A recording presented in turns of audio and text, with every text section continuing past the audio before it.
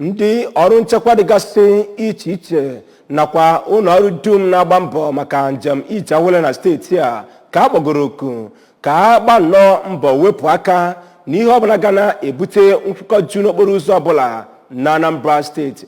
Osote aka na-achị steeti a bụ Dr. Onyekachukwu Ibezim bụ ya dọrọ aka na ntị a oge o mere njem wee gaa n'ụfọdụ ebe dịgasị iche iche na Ọka nakwa gburugburu ya gụnyere Amọbịa, Kwata, Amansi nakwa ụfọdụ ebe ndị ọzọ, ebe ọ nọ wee nye ntụziaka ka ebusisie nnọọ akpa aja nke ndị ọrụ agha nọ n'ebe ahụ ji wee mechie okporo ụzọ wee site na nke a na-ata ndị mmadụ ahụhụ. Ya bụ osote aka na-achị steeti a kwararịrị etu ndị a si nnọọ wee tinye aka na ahụhụ ndị ala anya na-ata.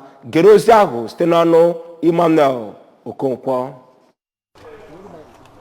Ka ọ na-eguzobe ya bụ otu n'ogige Dr. Alex Ekwueme dị n'Ọka, ndị ahụ arọtara n'opekete mpe mkpụrụ mmadụ 12 n'okpuru kansụl 11 enwere na steeti a. Gọvanọ Chukwuma Soludo, onye ọ bụ onye nọchitere anya ya na ya bụ ihe mmemme bụ osote ya bụ Dọkịta Onyekachukwu Ibezim, nọrọ oge ọ na-eto ndị ahụ maka iwepụta onwe ha ijere steeti ozi n'ụdị ahụ, gwa ha ka ha bụ ndị ga-alụsi ọrụ ha ike ma ghara ịda iwu oge ha na-alụ ọrụ, ebe ga-abụ ịhụ na enweghị mkpochiko n'ụzọ awara niile dị na steeti a, nke bụ ebumnobi eji wee guzobe ha. Ya bụ aka na-achị steeti a nọrọ oge ọ na-ekwe ha nkwa na gọọmenti steeti a ga-enye ha nkwado ebe o zuru oke, gwa ha ka ha bụ ndị ga-akpọtụrụ ikikere ka ha dịka ndị atma, ndị road safety ma ọ bụkwazi ndị uwe ojii oge ọbụla ha hụrụ okwu nke karịrị ha n'okporo ụzọ ahụ, kama ha ga-ada iwu n'ịlụ ọrụ ezi ha. Onwere areas that are congested. Ebe a ka anyị ga-alụ local government areas. Onwere ebe anyị mapụ out a na-akpọ red spots.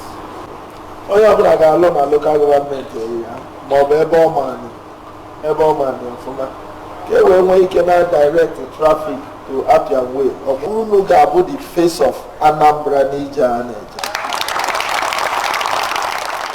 Onye ji ọkwa onye ndụmọdụ pụrụ iche nye gọvanọ steeti a n'ihe gbasara nchekwa ndụ na akụnụba bụkwazi onye ji ọkwa coordinator nke Anambra State Joint Task Force Team bụ retired Air Vice Marshal Ben Chiobi kwupụtara na ebumnobi eji wee guzobe ya bụ otu bụ iji wee hụ na ụzọ awara niile dị na steeti a nke a na-enwe mkpọchigasị ọkachasị n'oge ihe mmemme dịka mmemme ekeresimesi ma ọ bụkwazi afọ ọhụụ bụ nke na-enweghị na steeti a n'oge ugbu a, ma kpọkwee ndị mmadụ ka ha bụ ndị ga-enye ndị otu ahụ nkwado otu o kwesị iji wee kpanye mmụọ ha ijere steeti ozi, ọbụnadị dịka ha wepụtara onwe ha ije ozi.